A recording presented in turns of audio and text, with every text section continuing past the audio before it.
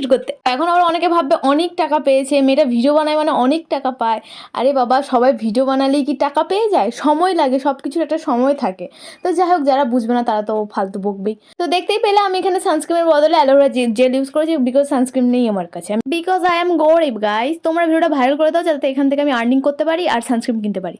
তো যাই হোক, তো এখানে আমি আইলাইনার আর মাস্কারা পরে নিচ্ছি। তো ট্রানজিশন করে আমি ড্রেস চেঞ্জ করে নিলাম, তারপরে একে একে ভাবলাম কানেরটাও পরে নিই, হাতেরটাও পরে নিই, হেয়ার স্টাইল করে তারপর আমি পরছিলাম এখানে লিপস্টিক, যেটা আমি পরতে ভুলে ভুলে যাচ্ছিলাম। তো লিপস্টিক পরে আমি একদম রেডি। তো কেমন লাগে সবাই জানাও আমাকে। জানি অনেকবার ছাপড়ি বললেও আমার কিছু যায় আসে না। তো আমি এখানে বেরিয়ে পড়েছি, আমি র্যাপিডো বুক করেছিলাম, এখানে এই র্যাপিডো এসছে গাইজ। জাস্ট আই এম তো অবাক, জাস্ট কিডিং গাইজ, এটা আমার বান্ধবী ললিতা। তো চলে এসছি আমরা রিভার সাইডে ফটোশ্যুট করার জন্য। অ্যাকচুয়ালি ওর ফোনেই ফটোশ্যুটটা হবে, কারণ ওর ফোন দামি ফোন, আমরা তো ভাই কমা দামি পাতিমাল ইউজ করি। তো যাই হোক, এখানে দেখাচ্ছিল ঢং আমার মতোই। তো আমরা চললাম বাড়ি, এরকম ভিডিওর জন্য ফলো করে নিও। টাটা।